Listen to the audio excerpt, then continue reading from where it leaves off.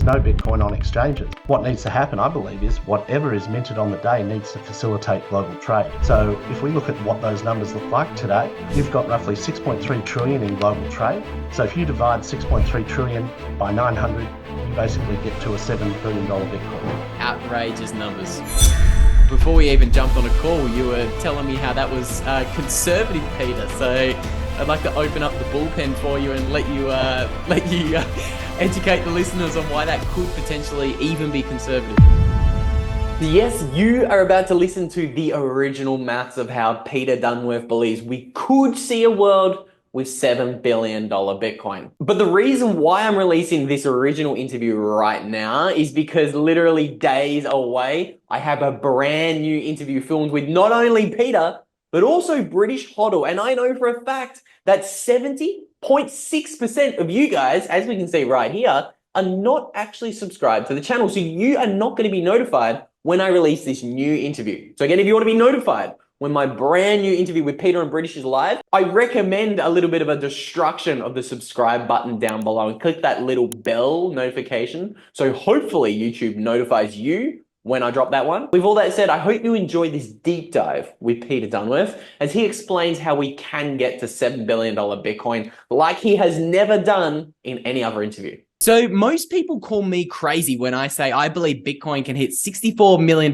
before 2030. And those people who do call me crazy, they're probably going to turn this podcast off because I am joined with a special guest who believes Bitcoin could hit $7 billion per coin. And today we're going to walk through Peter's amazing 6-step framework that actually backs up that extraordinarily bullish price prediction for Bitcoin. So Peter, I think a great place to start today's podcast would be to maybe talk about why you believe Bitcoin is a triple point asset. Really good point. Well, I think Bitcoin is the first triple point asset we've seen. And so to take a step back, what is the triple point? In thermodynamics, the triple point is where an element can be in all three states at the one time. So if we think about water, it can be water, it can be steam, it can be ice. Those are the three states that it can be in. And when it's in all three states at the one point in time at the same place, that's effectively called the triple point. So under certain temperatures and pressures, you can basically have water in all three states at the one time. And I look at Bitcoin as the first triple point asset.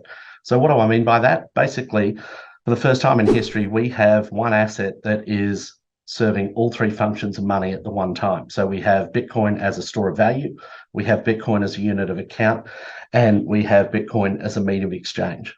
It's so simple when you put it like that. And you kind of make the case that Bitcoin is the best medium of exchange we've ever seen, the best store of value that we've ever seen, and the best unit of account we've ever seen. Would you like to maybe compare Bitcoin with gold and all of the other monies that we have seen and why Bitcoin is so superior in each of those three dynamics? Sure. And I think it's relatively simple. And this comes down to understanding some of the unique tech innovations that come with Bitcoin and how they apply to the functions of money. So if we look at the first function of money, which is probably what most Bitcoiners are here for, it's typically effectively store of value. So what makes a great store of value? Well, that basically means something that basically is very hard to replicate, something that's going to hold its value over time. And typically for the last 5,000 years or more, gold has taken the crown as the preeminent asset for store of value. So currently that's, a $10, $14 trillion market cap. Pick your day as to what the value of that is. But that's been a really good store of value in historical terms. Enter Bitcoin, and Bitcoin, I think, is superior with the tech innovations that have come with Bitcoin on two fronts. Firstly, you have absolute digital scarcity. So absolute digital scarcity is an improvement on gold for two reasons. Firstly, there is effectively zero inflation once we get to the end of the block reward period. But that's 100 years away. And in the context of historical terms, 100 years really isn't that long. So it's a better store of value because it's got a lower inflation rate than gold. And more importantly, or just as importantly as that, a key innovation with Bitcoin that I don't think a lot of people, really comprehend is that it's seizure resistant. Now, this is the first asset ever that we have had that we can store in our head and walk around with. That represents a huge deal because all of a sudden, this is the first asset in history that you can actually go to your grave with. Now, that's a big deal from an attack vector, from avoiding any threats or a $5 wrench attack. All of a sudden, now people have to negotiate with you if they want your goods. So this is the first time in history that's happened. Previous to Bitcoin, if someone wanted something that you had, they simply pointed a gun at you or a spear or a knife and said, give me what you've got. And if you wanted to continue breathing, you just handed over what you had and you went on your way, and you just hoped you walked away with your life. That was the payment. Now, for the first time in history, you can literally take those assets to the grave with you. And that represents a huge increase, I think a huge utility increase in the function of money when it comes to store of value. So those are the two tech innovations when it comes to store of value. When you look at medium of exchange, a huge improvement on medium of exchange, I think, is the fact that it's censorship resistant. And I just want to be mindful that I don't have any political leanings on this, but talk about, when Russia was excluded from the SWIFT network, that was a huge a paradigm shift in geopolitical and banking terms. I think, you've talked an enormous amount about this. And I think that, the second and third order consequences down the road are yet to be seen, and they're going to be big. But you've excluded a nation state from accessing their capital. And this is an improvement on, our existing medium of exchange, that basically you cannot be censored from your money. And you couple that with seizure resistant, all of a sudden you can't be stopped from transacting, you can't have it taken from you. The other thing which I think is really important from a medium of exchange perspective is that with an immutable supply and issuance, not only can you audit every single Bitcoin that's in the system yourself, so you can self-verify everything that's in there, but you have got a supply and issuance schedule that you know exactly what's going to happen at certain points in time. And excuse me, what that allows you to do is build a very solid economic framework. And I'll just put into historical context the last 3 years what we've been through from a money issuance perspective. We're suffering now inflation from ramifications or the implications of what happened 2 to 3 years ago with the money printing. We saw in very short order, less than a year, 40% of the money supply be printed out of thin air. That then created inflation. And so we had a 40% increase in less than 2 years. And then over the last 12 months, we've seen a 6 to 7% reduction in the money supply. So all of a sudden, this variability in the issuance of money has huge downwind or downstream consequences for economic decisions. And this is something that's very difficult because you've got no consistency of what's coming when it comes to the medium exchange of our global reserve currency, the US dollar. So I think it represents an upgrade because you now have an immutable supply and issuance, which is basically baked into the protocol. It can't be changed. So it gives a lot more economic stability, and it probably helps solve a lot of the problems that we're facing at the moment, which is duration risk. The final thing, and this is probably the most boring thing, but for me, this is where the most juice in Bitcoin comes, and it probably stems from an accounting background at university, but everyone hates accounting. Even accountants hate accounting, but the immutable ledger is a really important upgrade on our double entry ledger system than what we've got now. So, excuse me, but when you put all of these things together, what we have is we've effectively got an upgrade on our store of value. We've got an upgrade on our medium exchange, and we've got an upgrade on our unit of account, which are the three functions of money. So all of a sudden we have one asset to rule them all when it comes to this function of money. And that's where we get to that triple point asset. So we've got Bitcoin serving as the first triple point asset, that it serves all three functions depending on where you are personally with it.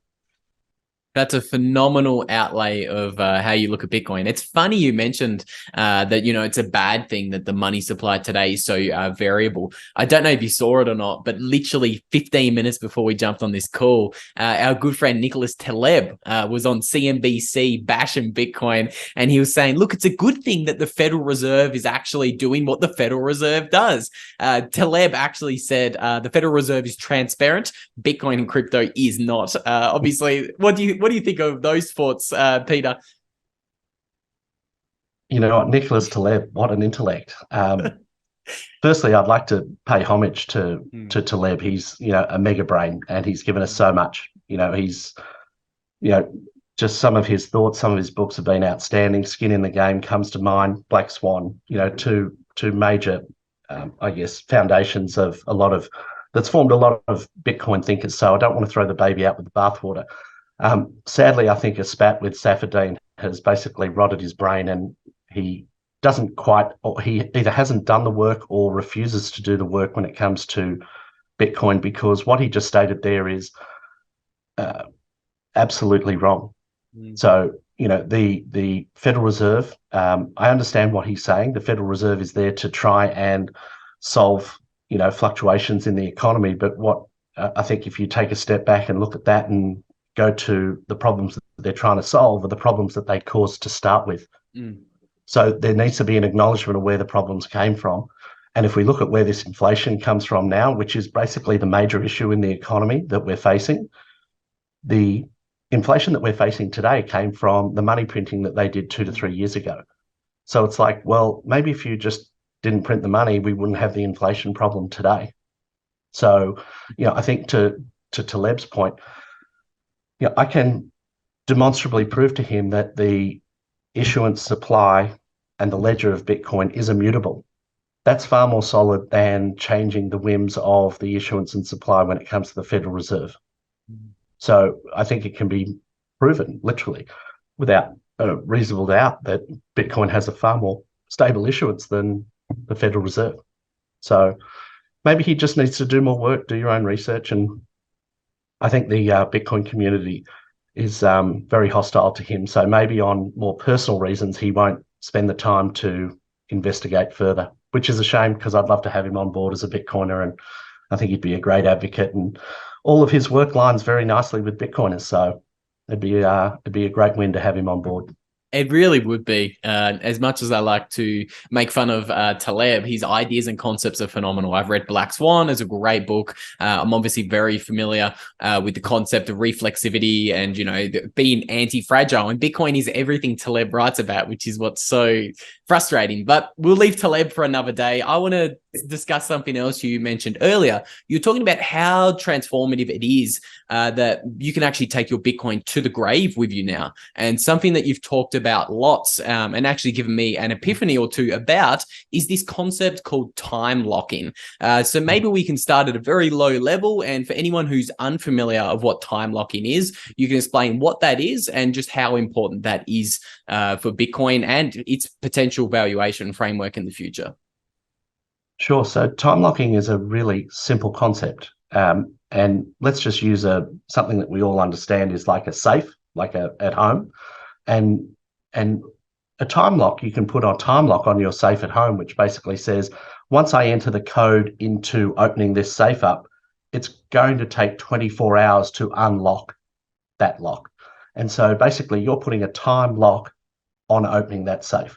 Now, the same thing can be done for Bitcoin, in that you can send your Bitcoin to the future, a block height or a date in time, rough date in time, because it's really based on block height, but that's semantic. So you can send your Bitcoin time locked to the future. And what this means is that you get your Bitcoin here and you literally send that into the future here, and it leaves this wallet today. It basically sits in limbo, slow motion, waiting for that block height to get reached before it falls into this wallet. And now there are some very big implications, I think, from a financial perspective and a societal perspective, having the ability to do that on many fronts.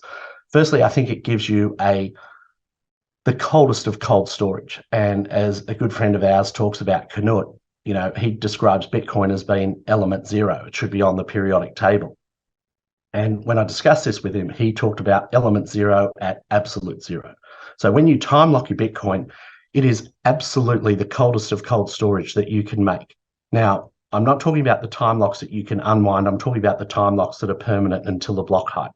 So you can have the private keys to that wallet, both wallets that you're sending to and from, and you still can't break that time lock. Now, that represents a huge upgrade in security. So if someone literally has a gun at your head and says, hey, give me your Bitcoin, it's like, mate, sit down. I've sent them 5 years into the future. We're going to have a few birthdays, a few Christmases together. We're going to get to know each other.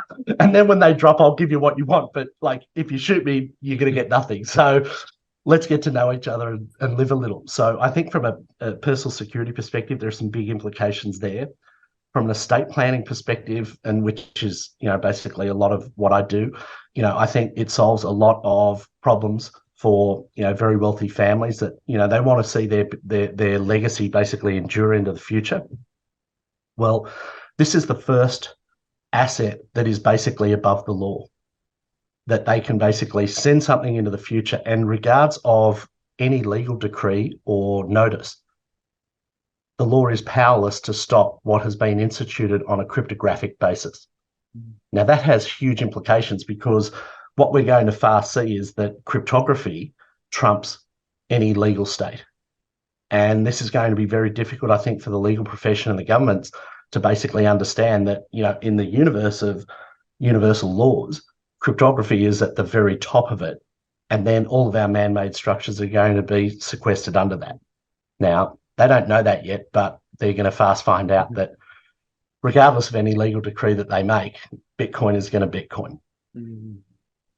Something that concept of cryptography coming against the state, I think that's going to be a really fascinating one. Like, one of my favorite books is The Sovereign Individual. I've read that puppy 2.5 times. It's a pretty dense book, but that talks about how things like digital technologies are going to significantly attack and alter the power structures that we are living in today, such as law and the size of government could potentially be in big limbo or big danger. And when we have these things like Bitcoin, how do you think governments, this could be a good time to get into how governments might try to react against Bitcoin in the future? How hard do you think they could try to fight this kind of cryptography?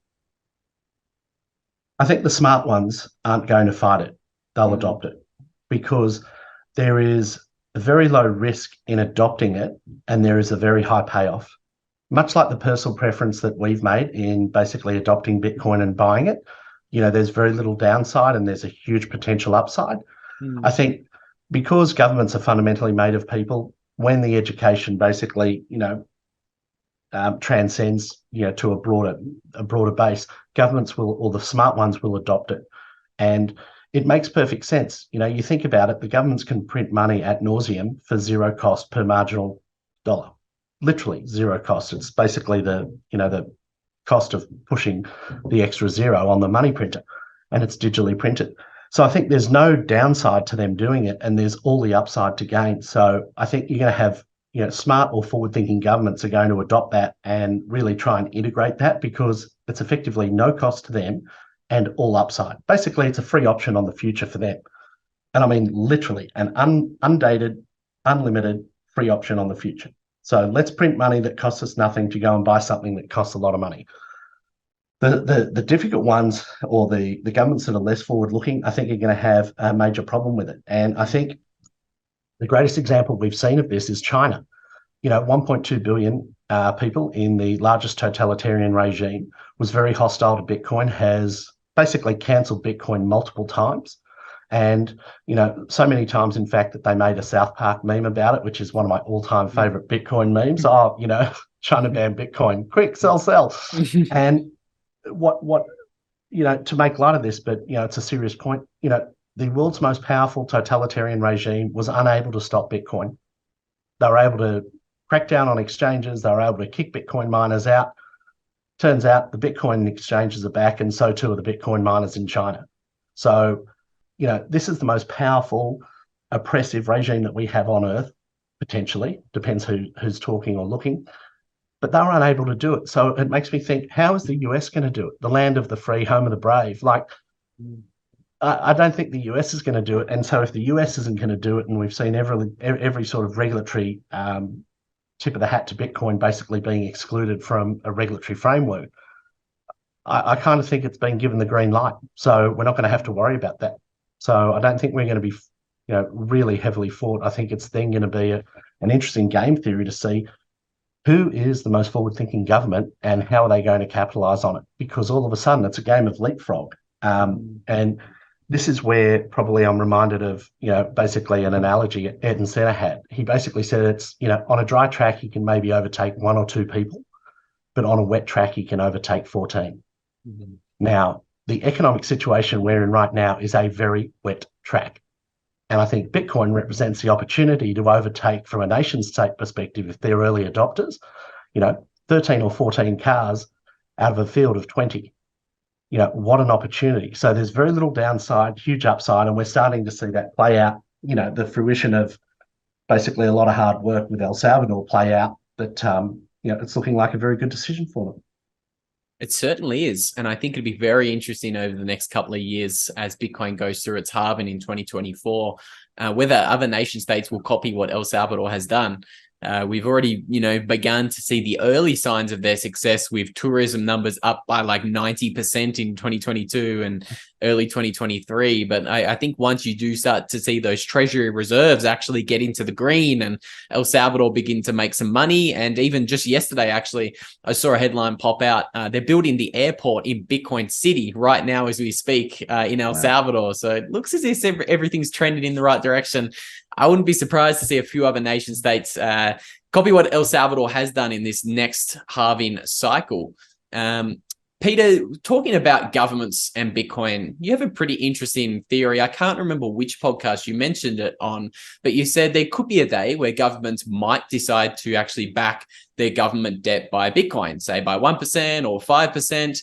And we could get ourselves into a situation where there's no Bitcoin left on exchanges. So I'd like to throw that, two-pronged question at you there. What does this transition look like with governments potentially trying to back their government debt by Bitcoin? And what does this mean for Bitcoin and its monetization path? I think it really talks to the gradually then suddenly. And this is where Bitcoin is basically a ground up movement until it's not. We're here for the early days. It's effectively a cottage industry Bitcoin, and it's been bootstrapped on a very disagreeable, strong-minded, opinionated minority of less than 0.5% of the world's population, I think, would adopt Bitcoin and actually have that. I actually think it's more like 0.1%. And, basically, the plebs have basically supported Bitcoin, dollar cost averaging, saving every day in it, basically supporting it, and that's their focus. And that's been brilliant. But the suddenly part comes, I believe, when you have a nation state, major corporation, or a huge entity basically turn around and say at the press of a button, we are now going to adopt that and we're going to put substantial assets into it. And I think, Bitcoin's a relatively small asset class. It's $500 billion.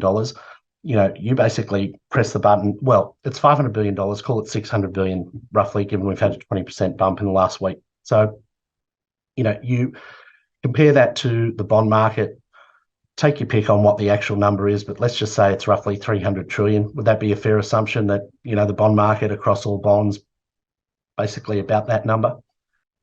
I'll give you that. Thank you. What's really interesting to think about this is that, the average term of those bonds is basically 5 years. So you've got roughly $60 trillion expiring every year that needs to be refinanced. And to coin a term from Kyle Bass, a rolling loan gathers no loss.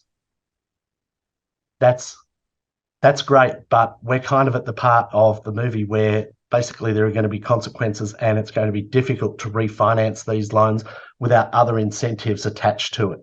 And this is where I think a lot of the gold bugs talk a very good game, where governments are going to have to back their bonds with a 5% or a 1%, 1 to 5% in gold. And I think, well, that's all good and well, but there's no way to ensure that they've got the gold. There's no way to independently verify that it is gold. And there's no way to confirm that they are going to pay that out at the end of the bond expiration. Mm-hmm. So I look at that and I think, if governments are smart, they would put Bitcoin in. Or if investors are smart, they would ask the governments, hey, we're going to buy these bonds, but we want to have 5% time locked in Bitcoin so that you can't screw us out of it and we can have full visibility on where that Bitcoin is. And so I look at that and I think there's $60 trillion per annum that gets refinanced in these bond markets. If you had 5% of that put in, that's $1.2 trillion that would basically be put into Bitcoin as collateral for those future bond payments. Now, all of a sudden, that's basically double the current market cap of Bitcoin. And if you try and squeeze $1.2 trillion per annum into $2 million of available coins, all of a sudden, this is where you get to, your number on that multiplier, the Bitcoin multiplier. For every dollar in, it's $2 out, or whatever the number is. All of a sudden, that changes dramatically. It's not $1 in, $2 out. It goes $1 in, $20 or $50 out.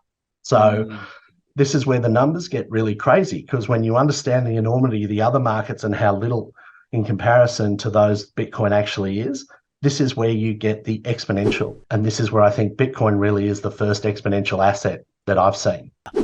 I love hearing your maths, Peter. I want to dive into a little bit more of your maths. What do you think happens if there is no Bitcoin left on exchanges in the future? If you are looking to buy more Bitcoin, I always encourage you guys to check out what the Bitcoin Well is doing, not just because they are the best place to buy Bitcoin, but because they help you avoid the pivotal mistakes that we're talking about in this video. They say, we will not hold your Bitcoin. You need to take self-custody of your Bitcoin. This is why I love the Bitcoin Well. Check them out at the link down below in the description. So again, I always encourage you guys, if you are looking for somewhere to buy your Bitcoin, I always encourage you guys to check out the Bitcoin Well. I think they're the best Bitcoin-only exchange in the space because they force you guys to self-custody and because they're about to give you some free Bitcoin. So if you do have a Lightning wallet on you guys right now, we're actually going to try to give you away some sats from the Bitcoin Wishing Well. Now, once you sign up with the Bitcoin Well using the link in the description down below and you start buying Bitcoin, you're going to get some of these things in the top right-hand corner of the screen that you can see. You can get some Bitcoin Wishing Well tokens. And when you play the Bitcoin Wishing Well, you actually get the chance of winning 0.01 of a Bitcoin. That's 1% of a Bitcoin. So we're about to play the Wishing Well live for you guys to give you guys a little bit of a look of what happens when you buy Bitcoin on the Bitcoin Well. So we're going to play the Wishing Well with 500 points. We're going to redeem these points. And again, this is a race. Whoever can scan this Lightning QR code the fastest is going to win. So how much money are we going to win from the Bitcoin Wishing Well today? In goes the token. What have we got? 210 Satoshis. That's a great question. And I think, the logical conclusion of that, how would we get there? I think there's multiple ways that we get there. Basically you've got nation states hoarding Bitcoin, wealthy people hoarding Bitcoin, literally people all over the world hoarding Bitcoin, because this isn't, an asset for one person. I believe this is an asset that can serve 8 billion people. So the market is 8 billion people. What happens when there's no Bitcoin, which I think is, a little bit far-fetched, but it's not outside the realm of possibility. If there's no Bitcoin on exchanges, what needs to happen, I believe, is whatever is minted on the day needs to facilitate global trade. So if we look at what those numbers look like today, you've got roughly 6.3 trillion in global trade. Now, admittedly, a lot of that is made up of foreign exchange markets and the rest of it, so we can deduct that, but let's just use that number now. Actually, use whatever number you want to. I'll use 6.3 trillion, and there's 900 Bitcoins minted today. So if you divide 6.3 trillion by 900, you basically get to a $7 billion Bitcoin. Outrageous numbers. And I think, sorry, before we even jumped on a call, you were telling me how that was conservative, Peter. So I'd like to open up the bullpen for you and let you educate the listeners on why that could potentially even be conservative.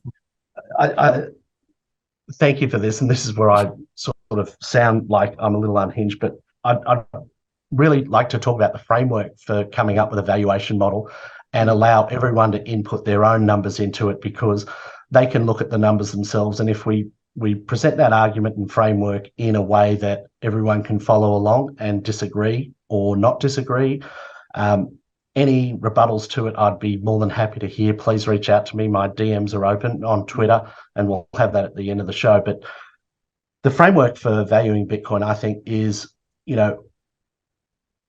basically studied markets, been in markets for, I'm in my third decade now. Prior to that, grew up in a household of small to medium-sized business, talked about money, and, think I've got a relatively good understanding and grasp of economics. So I just want to go through a number of economic terms with you and how that framework's built out, so we can basically follow the bouncing ball on that. So if you look at some conversation that we had earlier, which was Bitcoin's the first triple point asset, I think the limitations in the valuation frameworks that we're looking at Bitcoin right now with is that we think of Bitcoin as a linear accretion of value. Now, what does that mean? Basically, what that means is, to the arguments earlier about being the first triple point asset, I think that's an irrefutable argument that Bitcoin is the first triple point asset. It's better than gold, it's better than the US dollar, and it's better than the double entry ledger system that we've got. Now, what people I think get stuck on is that they think, well, if Bitcoin captures the gold market, it's 10 trillion. If it captures the US dollar market, it's 100 trillion. And by the way, I don't think that's going to happen for a very long time, and it's not really important to this conversation anyway. And if it captures effectively the unit of account market, which is roughly 2,000 trillion, then what you do is you add up those values and you divide it by the number of Bitcoins. So roughly that works out in my mind to $2.1 quadrillion divided by 21 million, and you get to $100 million Bitcoin. Now, I think that's all good and well for thinking about the valuation framework in a linear sense. However, that's not that doesn't show an understanding of economics and the dynamics of effectively competitive tension when you basically have competitive tension between the functions of money. And so this has never happened up until Bitcoin. So you've never had really gold competing with US dollar and competing with unit of account. But for the first time in history, you now have store of value actively competing for Bitcoin, while at the same time, mean of exchange is actively competing, while at the same time, unit of account is competing for it. So rather than thinking it's store of value plus mean of exchange plus unit of account, the competitive tension creates a dynamic that is going to lead to effectively a parabolic spike. And what I think a better way of thinking about this is that it's more like store of value multiplied by mean of exchange multiplied by unit of account, because you now have competitive tension across three functions of money. Now, in addition to that, you also have competition for the first time in history between 8 billion humans for that single asset. This is the first asset that is a fundamental need, not a want. But only 0.1% of the population really understands that now. And I'm reminded of a comment from Zig Ziglar, a famous American sales trainer. And he talks in this Southern drawl, and he talks about money not being the most important thing on Earth, but is damn close to oxygen. And I think when people figure out that Bitcoin is better money than money, all of a sudden we have some competitive tension that leads to a framework for Bitcoin that we don't really understand. It ends up being an exponential asset, and humans in particular are very good with linear. We're horrible with exponentials. Our brains don't work in logarithmic terms. So that's why I think our little brains have difficulty in understanding that value.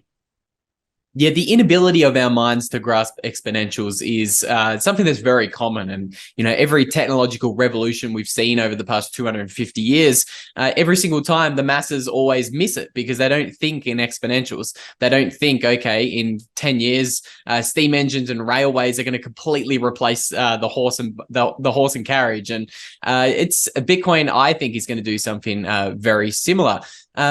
Something else that you talk about that most people don't understand is this idea of Bitcoin being a quantum asset. You're the first person I've ever heard describe Bitcoin as that. So why do you call Bitcoin a quantum asset? I think it has a number of implications, Bitcoin being a quantum asset, and sort of the setup to Bitcoin being, or any asset having the ability to be a quantum asset.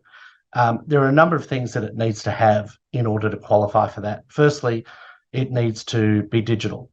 Secondly, it needs to be digitally scarce or have absolute scarcity. It needs to have the ability to be seizure resistant and censorship resistant. It also needs to come with an immutable ledger supply and issuance, so you can't basically fuck around with any of it. And ironically, they're all the technological innovations that fundamentally led to Bitcoin, and Bitcoin being the first triple point asset. And so, I call Bitcoin the first quantum asset when you overlay a triple point asset into a time lock. So in order to have a quantum asset, you need to have a triple point asset that serves the three functions of money, and you need to be able to time lock that basically into the future. So if you think of conceptually how time locking works, with a Bitcoin, you've got it in a wallet here, you send it to the future here, and it's suspended in a quantum state, basically a superposition where it's neither here nor there. It's effectively Schrodinger's Bitcoin. It's not in either places, but it's at both places at the same time. So depending on where you're looking at it is where it's going to be. And this is why I think it's basically a quantum asset on many, many fronts. Firstly, from that sort of superposition, tip of the hat to, quantum computing.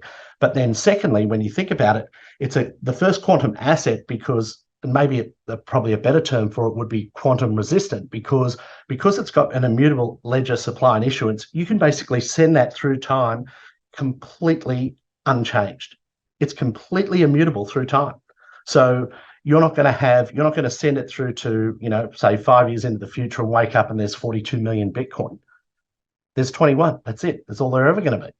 And so when you think about that and the fact that there's only 0.5% adoption, so really from a monetary perspective, this thing can only get bigger because you can't destroy it and you can't alter it. All of a sudden, this is effectively a time-proof asset. And that's why it's a quantum asset. You can basically send any quantum of it through time completely unadulterated. So if you've got one Bitcoin, send it 5 years into the future, you're going to have 1/121 millionth of that network. So it's I find it a mind-blowing concept to think about, and the ramifications of that from a societal perspective are going to have big implications, because from a legacy planning perspective, we're going to be able to send Bitcoins into the future for our future generation, like our great grandkids. And this is something that we've never been able to do before. Yeah, it's a crazy thing. I think it was you who did mention the concept of Schrodinger's Bitcoin on a podcast a little while ago. You hit two birds with one stone there with that answer, because I was going to ask you about that. Now, something else that I do want to ask you about as well, which is a little bit of a change in pace, is you've kind of talked about how banks would like to actually treat Bitcoin as either an asset or a currency. I would love for you to explain the differences and why a bank would like to classify or treat Bitcoin as one or the other, because it does have pretty big implications with what a bank can actually do with that Bitcoin. Yeah, and so this, I think, comes down to, for Bitcoin, as we look at two key figures in Bitcoin, you've got Michael Saylor, who says it's property, and I believe him when he says it's property. And then you've got Bukele, who basically has created a whole economy on Bitcoin with El Salvador, and he's calling it a currency. And so there are these two competing thoughts around, is it a property or is it currency? And that old adage about how do you know if you've got a good accountant or not? Basically ask them what 1 + 1 is. If they're any good, they'll look over their shoulder and they'll whisper to you, what do you want it to be?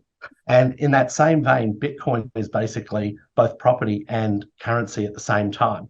But the treatment of each gets treated very differently from a bank perspective. And let me just run through how that works from basically in banking terms, in really rough, high-level states. So if it's presented as property to the banks, they basically have a charge over that property, and they are no longer able to use it because that is someone else's property. So if you think about a title deed, when you borrow from the bank and you give up your property title deed as security for a loan, they basically have the title deed. They hold the title deed. They register that with the Land Titles Office or whatever the regulatory body is, and they basically put a legal caveat on that title deed saying, hey, we've got money owing on this. No one can buy it without clearing this debt first. That's all good and well, but the banks can't use their property to then go and leverage up. So I look at this and think Michael Saylor's view on property is correct. However, the banks will want to interpret it very differently, because if they interpret it as currency, what that means is they can then put that on their balance sheet, and we know that that is now our asset and their liability, and they can take that asset as currency, and then they can leverage that 20 times for future lending purposes. So they can rehypothecate that Bitcoin 20 times. Now, I understand what I'm saying is heresy in light of what we've seen in the last 12 to 14 months, but fundamentally, that's how banks work outside of crypto. And when they incorporate crypto, I think they're going to want to adopt Bitcoin as a currency, And that is going to give them the ability to then leverage that asset up 20 times to then make loans to it or with it. Yeah, it's a scary thought. And it is interesting to watch these different parties label Bitcoin as different things. But, as you say, Bitcoin is just going to continue to Bitcoin, and we're just along for the ride. Please do not write down your Bitcoin 12 or 24 word private key or backup phrase on something as flimsy as this stuff we call money today, paper. Don't do that. Write down your Bitcoin 12 or 24 word backup phrase onto something that's going to last. This is why I'm such a big fan of what Stampseed has made. They make these titanium plates for you to actually stamp your Bitcoin 12 or 24 word seed phrase into, so that if you do run into a hypothetical scenario in the future where you lose your hardware wallet, or God forbid, your house burns down, you actually have something that's going to survive the house fire or the flood or the hurricane. And that is the titanium plates that Stampseed makes for your precious Bitcoin wealth. Highly encourage you guys to check out what Stampseed is doing. And if you want to get your hands on some titanium plates, you can get a 15% discount off anything you want to buy from Stampseed with a promo code Luke15. Now, this is such a pivotal mistake most people are making. And again, all of these bullish assumptions are useless if you're not backing up your Bitcoin. Good. Okay, now I want to ask you about your orange pilling story, because I thought, okay, if I knew Peter's family, Peter would have to be the most bullish Bitcoiner in that family, or somebody who studied Bitcoin for the longest. But I was shocked to find out that you've got a brother who's actually been in Bitcoin. So firstly, Peter, I would love to hear your orange pilling story, and then tell us a little bit more about Michael. Sure thing. Well, I'm very fortunate to have very smart people around me.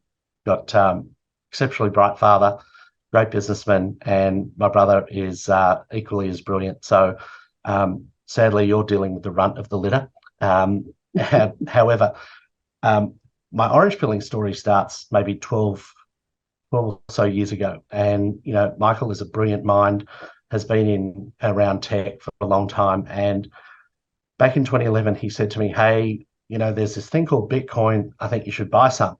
And I was basically running a family office, advising people on how to invest money, trying to reduce risk and, provide return in the best way possible.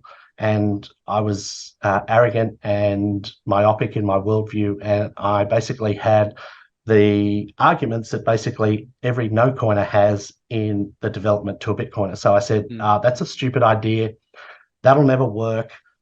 Government will shut it down. Because it's technology, something better will come out. And then the resignation that took me a long time to figure out, sadly, that, oh my goodness, this is the be all and end all when it comes to this function.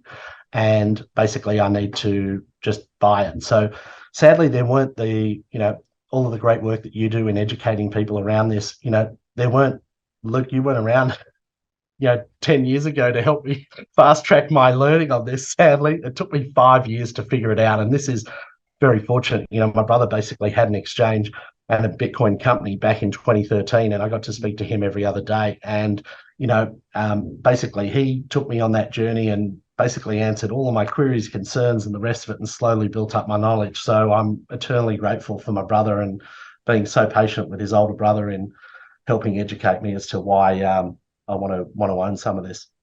It's a beautiful story. That is so early, operating an exchange in 2013. That is one of the more early entrances into the Bitcoin space, that's for sure. Yeah.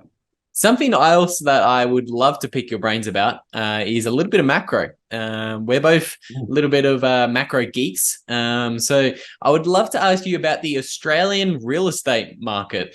I used to, look at it a little bit more closely than I did when I was living over there. But obviously in Australia, we were all fed the propaganda that, houses, there's nothing as safe as brick and mortar, mate. Just, property continues to go up forever. What is your synopsis on the Australian real estate market? And, obviously not financial advice here, but, what do you tell the people's money, the people who you manage their money? What do you tell them about the real estate market in comparison to Bitcoin? I think it's all relative. And this is where sort of the two questions in one there are how do you present Bitcoin as an investment to people and what's happening with the property market? And I think, when you're investing in anything, it's never about the sole investment that you're making. It's also assessing what is the opportunity cost that you're missing out on by investing in that asset versus something else. And this is where, whether it comes to the Australian property market or just about any Western global property market, fundamentally we're all operating in the same space that, for the last 40 years, we've had interest rates basically on the decline. We've had asset prices on the incline, and we've reached a tipping point in the last, say, 12 months where we now have interest rates going up in the fastest rate in history. That has never happened like this before. And so when rates go up this fast, it has to have a knock-on effect to the value of properties, because one is a function of the other. If you have zero cost capital, then you can afford to buy, anything. And this is why negative rates don't really work. But if you have really high interest rates, then it's a forcing function on your decision making to determine, hey, do I really want to pay that much for a property when it's going to cost me at 10% per annum? I've got to basically repay the entire purchase price every 7 years in interest. That's a very, very costly price to pay. So what is going to be the return that I'm going to get on this? And this is where I think, in a broader sense, we are at a saturation level of debts across all asset classes, not just property, but stocks, bonds, property. And this is where, from a property perspective, when you've got rates move from 0.25% to 4%, that basically represents a 1,600% increase in the interest rate and the cost of capital. So it's now very expensive to hold a property. And typically what's happened in Australian terms anyway, when it comes to the commercial sector, resi's another thing, but commercial is probably the easiest to work because there's simple and easy sort of guidelines to follow from valuing it. Typically you had somewhere between a 3 to 4% premium over and above the risk-free rate in Australia, which was the Reserve Bank rate at 0.25%. So if the Reserve Bank rate was 0.25%, property was trading at a rental yield of 4.25%, maybe 5%, and that's the best quality. Lower quality commercial properties, you might be getting up to 6 or 7%. So there was a 4 to 6% premium on owning property over bonds or Australian risk-free bonds. And then you fast forward now, the rate with the bank or the Reserve Bank is 4.1%. So that's now your risk-free rate. But commercial properties are still selling at a 4 to 5%. The top quality properties are still selling at 4 to 5%. So you're not getting a 4 to 5% premium on your return. So I look at this and think that, one of two things needs to happen, but has happened. You've basically had the risk of owning commercial properties gone up dramatically, and you're not being rewarded for taking that risk of owning the property. And at the same time, the cost of holding it has gone through the roof. So now you actually have to pay to hold the property, whereas before you received an income on it. So in my mind, I'm looking at this thinking, well, very plainly, short term, one of two things needs to happen. Either we need to see a dramatic drop in property prices to adjust for the increased cost of capital, so we can return to basically a fair premium rental yield, or we need to have interest rates drop dramatically in Australia. And I can tell you that's not likely to happen because, historically speaking, Australia's interest rates typically range between the US and New Zealand. New Zealand being higher, the US being lower, because that's the risk-free rate of the world. And, if you look at it now, the US is at 5.1, New Zealand's at 5.5, and Australia's at 4.1. There is something severely wrong with this picture. Realistically, I'm looking at this thinking we need at least 4 more rate rises of 0.25% to get us over 5% and to get us in line with US parity. But it feels like things are about to break here, and doing that would fundamentally break it. So we had an issue, and this probably goes on to a much deeper conversation, but the Reserve Bank Governor of Australia, Philip Lowe, back at the end of 2021, basically said there'll be no rate rises till 2024. So at the time, that was common consensus and the rest of it, and basically people took that as absolute gospel, that they went out and basically spent, over-levered, said, great, we're locking it in and we're all good to go. And then fast forward basically a year, not even, we've had basically the fastest rate rises in history, and we've seen the Reserve Bank rates go from 0.25 to 4.1.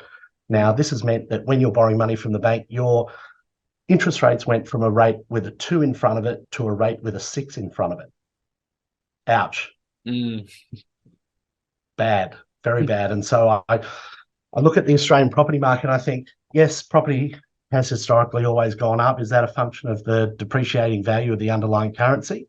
So you're getting leverage on the debt, or is it a function of the actual value going up? And I think it's probably a combination of both. But also, people conveniently forget that between 1930 and 1950, property did not go up. In fact, it actually dropped dramatically, and it took 20 years to get back to 1930 levels. So are we living in one of those times? I know you've done a huge amount of work on the cycles, and you look at 1930 and you look at where we are now and you think, well, 1950 to 2020, it's a 70-year cycle. It's kind of all lining up, right? It really does feel like we are at the end of this long-term debt cycle. It's a pretty scary time to be living in, to be honest. If you haven't found Bitcoin, I sleep a little bit safer at night knowing I've got a little bit of Bitcoin. And something I definitely want to pick your brains about is this idea of Maslow's hierarchy of needs and how this potentially interplays with the Bitcoin halving cycle. Maybe for people who wouldn't know about Maslow's hierarchy of needs, we can begin there and explain what that one is, and then we can get into the more interesting Bitcoin relation or correlation that you've been able to draw on. Sure thing. Well, Maslow was basically a psychologist who did a lot of work on what were our fundamental human needs. What did we need to function? And basically, he drew a pyramid, and he said at our most fundamental level, we basically need food and shelter. Is basically what it was. Actually, I don't even think we needed shelter. That was the next layer up. We needed shelter. After that, we needed connection, community, and then that ultimately led to the very pinnacle of our needs once everything else was met, was self-actualization. So what did that mean? If I look at, say, Luke, you as an example, I feel like you are self-actualizing because I look at you and think you're doing God's work, talking about Bitcoin all day, living the dream in Colombia, and literally pursuing your absolute passion. And I think, hats off to you. I just love that work. And this is where when you think about those Maslow's needs hierarchy and how that then pertains to Bitcoin and how Bitcoin can effectively help you scale up those hierarchy of needs. I think for me personally, how it's worked is I think an investment into Bitcoin. I've basically been in Bitcoin for a little while now, and I think that you invest in Bitcoin, and then each halving represents a leveling up in that Maslow's needs hierarchy. So basically you commit some capital, and then within 20 years, you're basically getting to the top of that pyramid where you're self-actualizing, doing fundamentally whatever you want to be doing and living your best life doing it. Because what I think happens with Bitcoin is that, with every halving, basically you inevitably go down and do work in this space to basically educate yourself on, this risky, say that with inverted commas for those listening on the pod, this risky asset, and you realize that it's not that risky. And then the financial freedom that Bitcoin affords basically lets you or allows you to move up that scale of Maslow's needs hierarchy. And personally, I believe that Bitcoin is an opportunity for everyone on earth to scale up that needs hierarchy in the fastest way possible. And that, to me, the price predictions are fun, but to me, that's where we get societal change. Like, that's the big impact. So for me, that's what excites me most about Bitcoin, thinking that has the ability to change people internally, fundamentally make them better people, then scale up that needs hierarchy, which then makes them, wonderful citizens and productive people. Peter, firstly, thank you so much for the kind words. I really, really do appreciate that. I'm just lucky I get to talk to brilliant people like yourself. So thanks again for coming on today. But I think that is the important part we really should be talking about. Like, Bitcoin money should be doing what money is supposed to do. We should just be able to save our wealth in money that accrues value over time. As society is more productive, goods and services fall in price against our savings, and we should be able to actually go on this journey of self-actualizing at a far younger age. Instead, today we are told that it is normal to get a job at 18 and retire at 75. and they can say, yeah, you can live a couple of good years at 75. Just make sure you got $1 million in your pension fund or your 401k so you're safe. But they don't tell you that the $1 million has been inflating at 10% a year because we're operating on this melting ice cube fiat system. It's really disgusting. I really don't like the fiat system, and Bitcoin actually enabling Maslow's hierarchy of needs to play out the way it should play out with money is a beautiful thing. And that's why we call Bitcoin a peaceful revolution. That's what it's all about. So I for the listeners, I will actually add some images which was it, the 2-bit idiots that made you a couple of graphics with your concept? They did. They put, God bless them, funny guys. And they put the graphic of the Maslow's needs hierarchy, then overlaid the halving on it. Basically, halving one is the first, second, third, fourth. So by, within 4 or 5 halvings, you're at the top of the pyramid. So God bless them for doing that. I was very appreciative. They're a great podcast too. So if you are an Australian in particular, definitely make sure you tune into the 2-bit idiots. Peter, we have covered a lot of ground today. We've been going for more than an hour. I want to be respectful of your time. So before we wrap this thing up, are there any final comments that you might have for the listener, or any rabbit holes you think that we haven't explored today that you would like to delve into? I could talk to you all day, Luke. So it's always a pleasure. I think what I would, a final message, if I could, is, one thing that's particularly important to me is making sure that people get their Bitcoins off exchange. So it's the only message that I would strongly suggest people do, because for 2 reasons. Firstly, if you're invested in Bitcoin and you leave your Bitcoin on the exchanges have the ability to rehypothecate your Bitcoin or loan that out to short sellers and effectively muck around with the price on spot. So the number one thing you can do for helping the number go up is to take full control and self-custody of your Bitcoin. And on a selfish level, I would love to see that happen, because with BlackRock about to open an ETF, I would really like to see them have to pay a lot of money to get Bitcoin to fill that. So one of the things that we do here is basically help people self-custody their Bitcoin. I strongly urge you to do that. And if you need any help, please reach out. I guess if we can put the link to the website in the show notes. So if people are struggling to do that, there's a heap of resources there. And then if they want our help, they can literally contact us to help them through that. So that's the only message I've got. Not your keys, not your coins. That's the only message that counts. It's a beautiful message. Like obviously Binance, the last time I checked a couple of hours ago, the US SEC is trying to freeze all of their assets, international assets. So you have any money on an exchange, whether it be Binance, Coinbase, none of it is safe. Maybe we could delve down another rabbit hole of the BlackRock ETF in part 2 another day, Peter, because I think it's really interesting what's going on there, especially considering Coinbase is their custodian. So not your keys, not your coins. That's a beautiful message. We will definitely be linking to the website down below. Where can the listeners find you on Twitter, Peter? Because I really do think you are criminally underfollowed on that platform. So I would encourage the listener to 100% get on over to Twitter and give Peter some love and follow him. He's a great follow. What's your handle, Pete?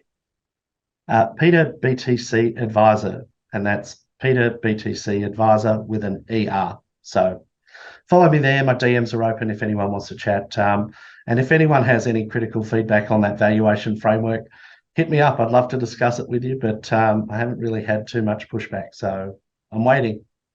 So as Foss says, send the hate mail, send it through. You can send the hate mail to me as well. Peter, thank you so much for your time today. It was really a blast talking to you. And I'm sure the listeners got a lot from this interview. So thank you so much. Thanks so much, Luke. Keep up the great work. So if you made it to the end of today's rip, you're probably wondering, okay, $7 billion Bitcoin. Hypothetically, maybe the maths checks out. But what about timeline? I know so many people think, all right, maybe this is a possibility. Maybe it's not 7 billion, maybe it's 100 million or $500 million Bitcoin. But how long is this going to take? Well, I recently did an in-depth deep dive, having a look at the supply suffocation that is accelerating today with Bitcoin. Again, there's only $250 billion of Bitcoin on the exchanges, but in the past 1 week, Michael Saylor has announced another $84 billion buy, and the US government is rumored to be wanting to sell $100 billion worth of gold and plow it all into Bitcoin. So in the video that I'm going to put a link to somewhere around there, I showed why I think the supply suffocation is not only accelerating, but could be the catalyst to create a $1 million Bitcoin this bull run. Again, I know it sounds crazy. Go and fact check me in the video I just linked up on screen right up over there. And with all that said, stay tuned for the brand new interview with British Hodl and Peter Dunworth. I will see you guys on the other side.